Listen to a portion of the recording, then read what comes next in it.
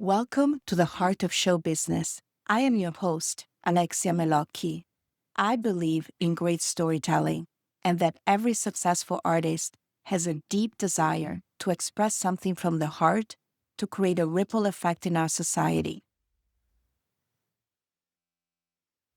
So, hello to everyone listening to this 5-year podcast of Heart of Show Business. I know I was taking a little break, and then just like it happens in The Godfather, you're trying to take a break and they pull you right back in. And one of the reasons why I have been pulled in is that all of a sudden I'm being pitched this amazing podcast guest that I can't say no to. And this lady here is one of those people that I couldn't say no to.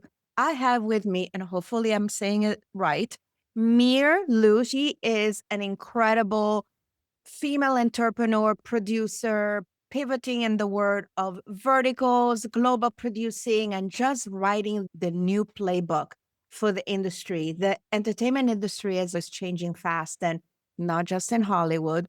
Many producers are still waiting for green lights, approvals, permission, and a new global model is moving, which is obviously verticals, at fast speed. She's actually on set right now, and she's an international producer based in Taiwan, maybe based in LA, but anyway, she's been here a while, and she's built real momentum in the world of vertical series, which is short form, high impact storytelling design on how audience actually binge watch content, if you like, ask me. And I'm super curious to know about it because this is not a theory, it's a trend report, people. And this is a real producer who's doing real projects in a real time outside of the system. And that's why I am so happy to have you here. Welcome Thank here. you. Thank you, Lexi, for having me. I'm so glad to be here and get to chat with you and share what I do with your audience. So thank you for having me. You're very well. First of all, are you an actress as well? I have to ask because you're I beautiful. thank you so much. That's so sweet of you. I was an actress. Oh, Yeah, I was acting for actually quite a long time from I was a theater art major. I studied the Sanford Meisner technique in San Francisco for about 4 years. And after that, I was taking on commercial work and indie films in San Francisco before moving to LA to really pursue acting. wow. And yeah, so I was an actress. And I actually also wrote a book. It's funny because, like, before we started recording this, you were telling me about, like, you came up with this podcast during COVID. I actually wrote a novel during COVID because, like, the industry was, like, shut down. Yes. Yeah. So I was an actress. I was an author too. I still write when I have some time, but it's just like producing nowadays. It's just completely occupy my time entirely. Oh, I so Yeah. relate. And you know what? Hello, author. I'm also an author. And I Yeah, also look wrote at a book. you. So here you go. Yeah, we're multi hyphenates. I love that. I feel like women can do anything, honestly. We can do anything. And the question is obviously, before Vertical Series, you were obviously doing acting. What was it when you started looking at the traditional system in Hollywood and you started thinking, this isn't working anymore? What was your aha moment to go into this space? It's because something I haven't been asked this question for such a long time. It's actually pretty refreshing. So, as an Asian actress, it is very difficult in Hollywood, and I think everybody agrees with me. So it was at a moment like I was getting all these amazing auditions. I am so grateful that I'm still grateful for. I was going to studios, getting callbacks for these like major films, but like I will sometimes I will eventually pick the actors that's been cast as series regular or like major films or someone who was like younger. I don't know. Like all these they said that you can't blame yourself. Like when you don't get cast as an actor, you cannot blame yourself because it's way out of your control. So, it was to a point where I was like, I need to take control of my path. I need to create my own journey because I can't keep going on. I can't keep it was just rejections and rejection all over again every day. So I just told myself I need to create my own yeses. During that time, it was COVID. So I wrote a novel about it's published in Asia, and it's about an Asian American girl trying to make it as an actress in Hollywood. Yeah. And after the novel, I was touring in Asia. I went to China and I discovered verticals. Because I was verticals is a huge there's a huge market in China. Everyone watches like these vertical series on their phone. I remember I was at a cafe and I was just watching this little girl. She just swiping and swiping. I was like, "What are you watching?" She was like, "Oh, I'm like super addicted to this show." So it's very. When I was watching it, I was like, "Oh, it's quite interesting." Every episode's about a minute and a half to 2 minutes. Every series is about like 60 episodes. At that time, I was like, "This would be amazing if we can bring this to America." And the funny thing was, at that time, the vertical series was going to America, and it was like it was happening already. I just didn't know it was called vertical because I remember I will look at Actors Access, the breakdowns, Yes, and I'm yes. like, yeah, I'm like, what the heck is a vertical? Now, what's a micro series vertical? What is that? And then I was like, oh, and I connected everything together. I was like, oh, so this is vertical. It's coming to America. And after I got back to LA, I called a few friends and they were like producing the vertical series. And these are like the people that just got out of film school and stuff like that. So I was very fortunate that I get to go on their sets and stuff. And at that time, while I was on set, I just feel like there is so many things, like the quality of the product, the quality of the series could be elevated. And I just told myself, I was like, I have the capability to do that. And the funny thing is the investor, because this was so early on. Yeah. And the funny thing was the investor was on set. And yeah, I was telling her the things I'm able to offer.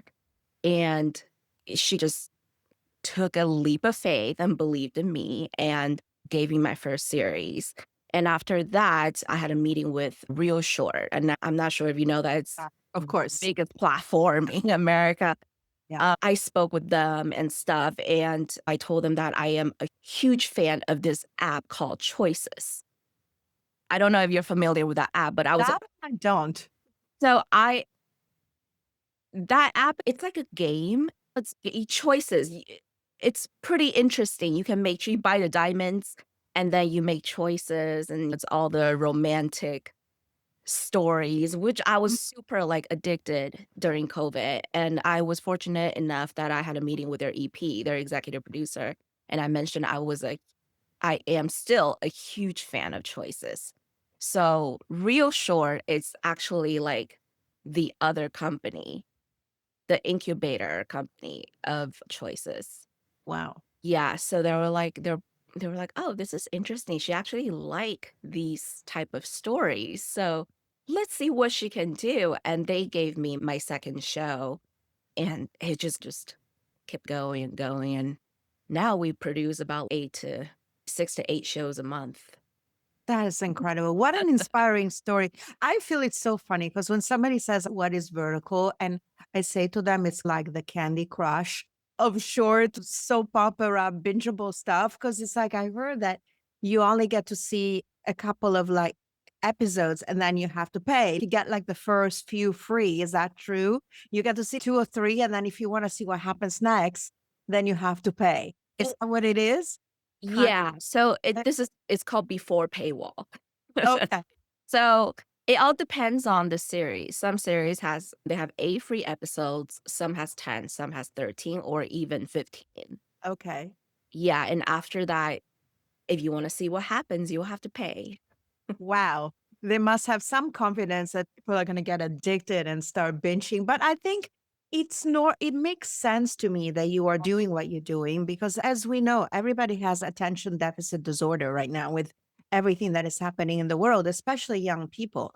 I don't think they can sit through a 2-hour film or let alone a 3-hour film. So I feel that this is the best way. And I know you're going to be sitting in the subway in Italy or wherever or in Europe. People are just going to want to watch something on their phone. And that feels really the right thing for that type of audience. I feel that as you're talking to me, it almost like your destiny met you. You see, it just happens so organically, and I love that. And I actually wanted to ask you because the challenges being an Asian actress, but there's also the challenges being an international female producer. Do you feel you have an advantage over Hollywood because you have more of a global view of what is happening, like me, for example, because we're like international. I'm Italian, so yeah, so we've all been all over the world. Do you feel that we have an advantage, even though they say it's like a men's world? I absolutely have the I'm fluent in English and Mandarin, and I'm very familiar with both cultures and stuff like that. So I think, yeah, and I think the industry definitely shifted. There's definitely more work to do, but it definitely shifted like 3 to 5 years ago, Yeah. where women we have more we're stronger, and I'm not saying that we weren't strong before, but people listen nowadays. Yeah, I would say so, definitely. You got the global lens, my friend.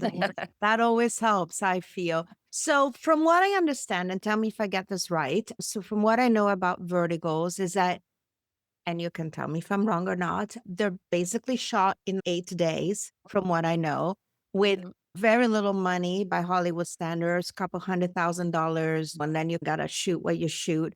I heard, don't know if that's true, you can tell me or not, that the casting is very specific. It's not so much about getting people that necessarily have been in big movies, but they have to have specific facial features, like creating an avatar of something. Is that true when you're doing that process? I wouldn't say creating an avatar. Where we are, my current projects, we hire actors who are viral actors, meaning like these actors has been in viral shows that's generated about 500 millions to 800 million views. Yeah. Okay. So you're getting the influencers basically who hopefully can act. No, they're actually all like trained actors. They're new. They started Verticals. Verticals started about 2 years ago, and they were fortunate to be cast in series that went viral. But they're all very talented actors. And yes, we have hire influencers. We have hire people that's been in reality shows and that and stuff like that. But these talents, they take the work very seriously as well.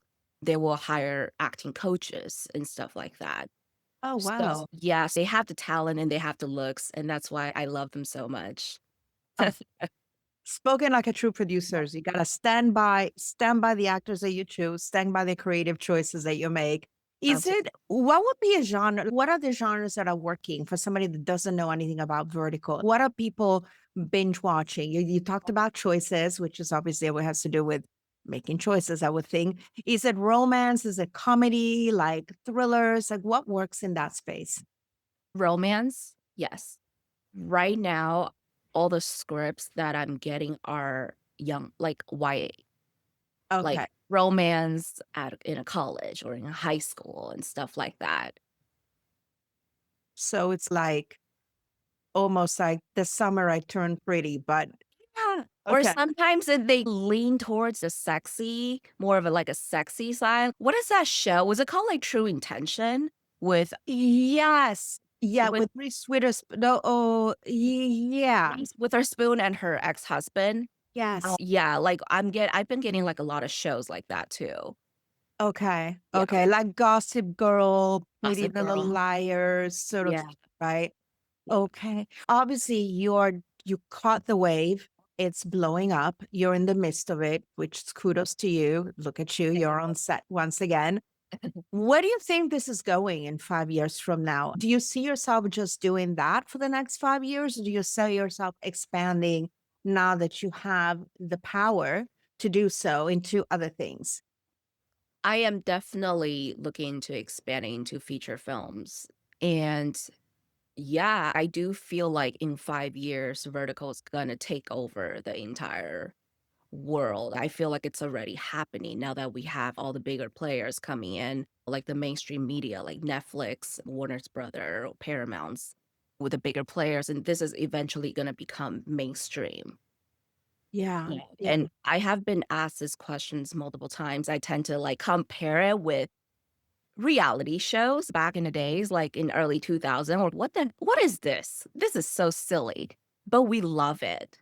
And now it's like what? It's like the mainstream. I look at the Kardashians. Yeah. So I definitely think this is going to be like a huge thing in the next 5 years.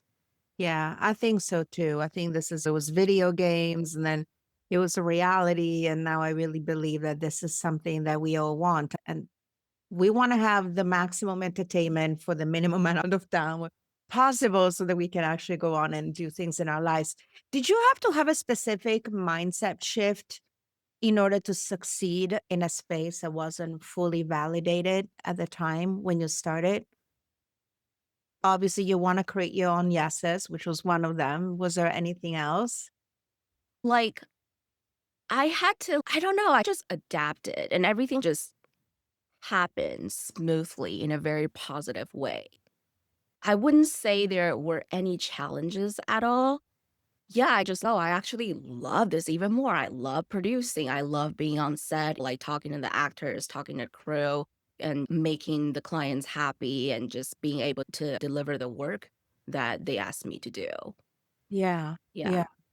I believe in energy, and I feel that if you have the right energy, you can pretty much manifest anything and you can attract anything. And Yes. clearly you are representing that. So in closing, what would you say to producers, especially women and international creatives, because both you and I are coming across the pond many years ago, but who fell into the system that just feels so stacked against them right now? What would you say to them?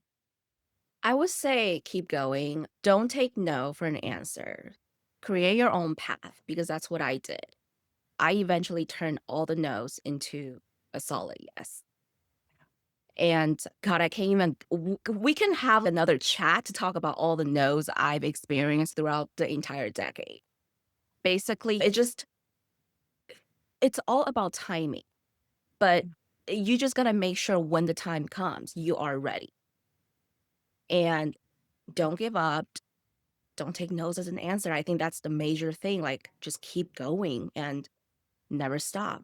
And I know it's so easy to say it, but doing it is very hard. Surround yourself with like positive people that can truly inspire you to go even higher. I would just remember all my friends, the people that were around me were established producers, established writers. And I told myself, I'm going to be like that one day. And they were very sweet to me too, and they were my mentors, and they're still my mentors. I love that. And you know what? I believe that you really have to be surrounded by people that you can look up to more than Mm. people that you can look down to, because that's when you look up, you're going to be wanting to be better yourself. And I feel that there is no space for competition in our world right now. Everything is very collaborative. I love that you were blessed enough to have people who are willing to collaborate with you, who are willing to give you the opportunities, who saw something in you, which brings me to how do you define yourself in 3 words? Let's spit it out for the end of the show.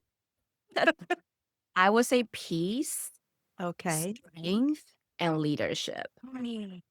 And I just love that. That is so perfect. Oh my goodness. You're like one of the best ones that I've heard in terms of confidence and presence, as you were saying that. I absolutely love that.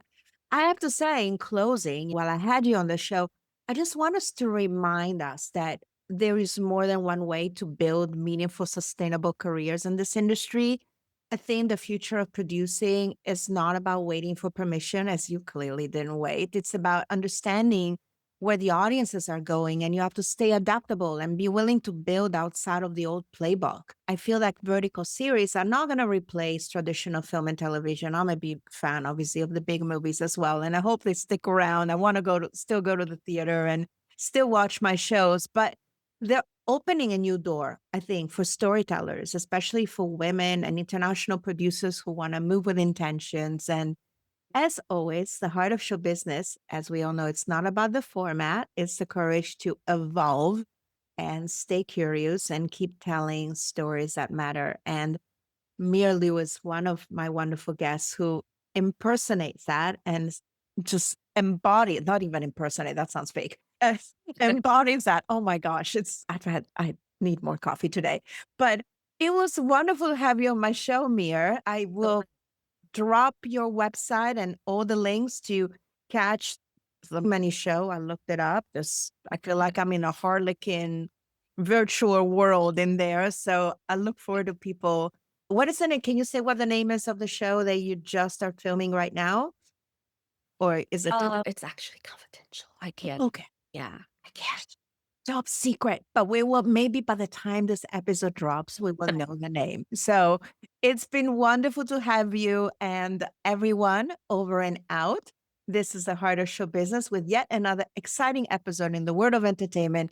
And this show is all about vertical and badass female entrepreneurs, producers. Ciao.